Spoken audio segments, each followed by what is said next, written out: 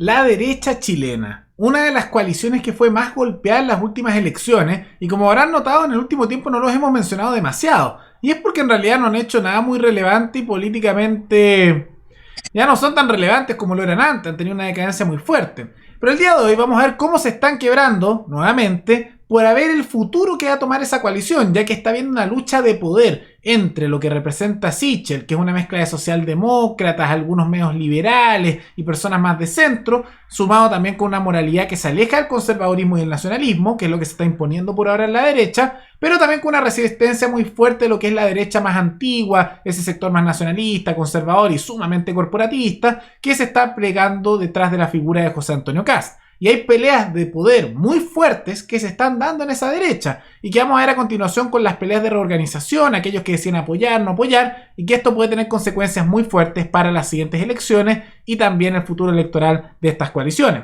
Entonces lo vamos a ver a continuación. Pero antes quisiera agradecer a los suscriptores Elisa y Agustín Martínez, que se convirtieron en los suscriptores más recientes en decidir hacer un aporte mensual al canal a través de la comunidad de YouTube.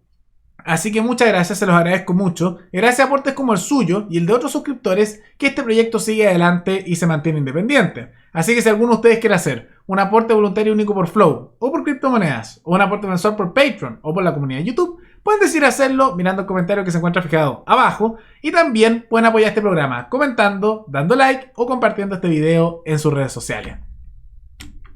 ¿Qué ha ocurrido?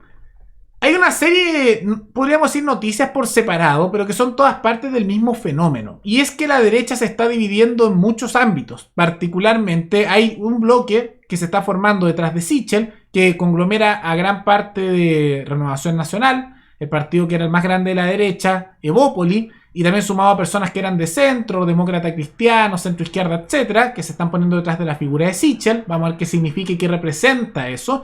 Mientras que los sectores de la UDI y el Partido Republicano se están alejando y se están acercando cada vez más a la figura de Kast. O sea, lo que es la UDI, porque sinceramente el Partido Republicano, por más que se etiquete como algo distinto, es la UDI 2.0 o la UDI un poco más antigua.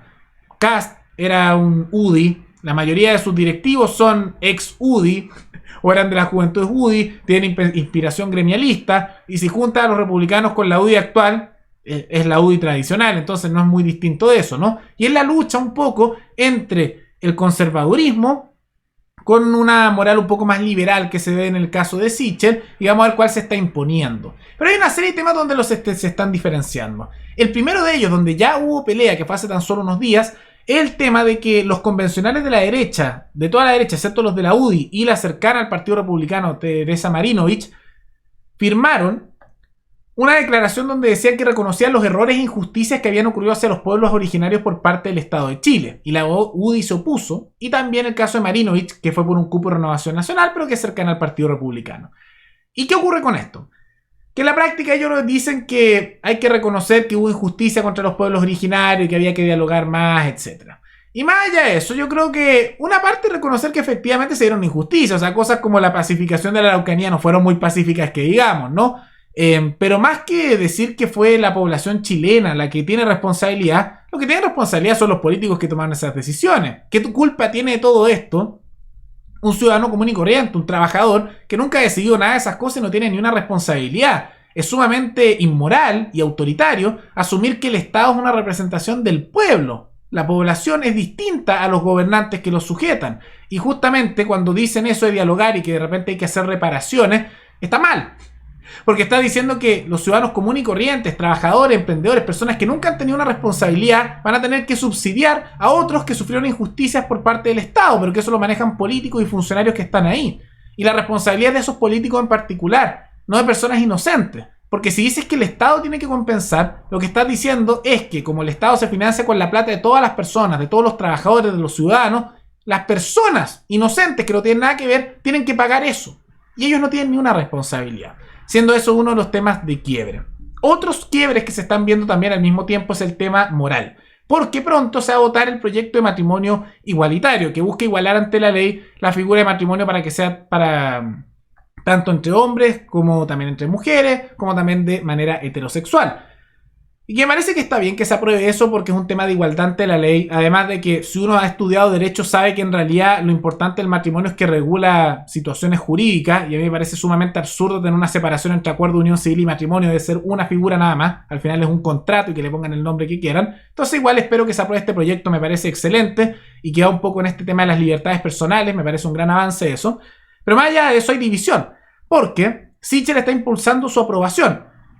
Lo que hace que gran parte de la derecha se subordine a lo que dice algunos sectores minoritarios de la UDI y gran parte de Renovación Nacional, aunque no toda, y Evópolis. Mientras que gran parte de la UDI y el único diputado del Partido Republicano se alejan de eso, lo critican y se empiezan a acercar más a la figura de Kast en ese sentido.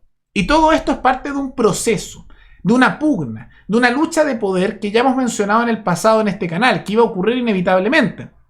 Porque la elección de primarias era importante porque iba a decidir el futuro de la derecha. Yo se los comenté hace tiempo y eso se está notando ahora. Porque con Sichel, tras su victoria, la derecha se llevó la señal de que el camino de Sichel era el camino a seguir dentro de la derecha. Por eso yo también prefería que ganara él, porque eso se alejaba de todas estas cosas más del pinochetismo, del nacionalismo, del conservadurismo, que se hubieran mantenido con la victoria de Lavín, que le hacía igual guiños a esas cosas. Entonces se dio ese quiebre total. Y ahora se está impulsando una reorganización total de la derecha, llevando incluso a que cambie el nombre de pactos electorales, que ya más allá de Chile Vamos se va a llamar Chile Puede Más, y que busca al mismo tiempo volverse medio socialdemócrata, que eso no me gusta, con algunos tintes económicos liberales, pero lo que creo que es más destacable es que es alejarse un poco del tema autoritario, alejarse por completo del pinochetismo, alejarse de ese conservadurismo autoritario y... aunque lamentablemente hay elementos corporativistas, pero eso es muy característico de la derecha, tanto de Kast como de Sichel, bueno, está llevando ese tipo de cambios que generan resistencia.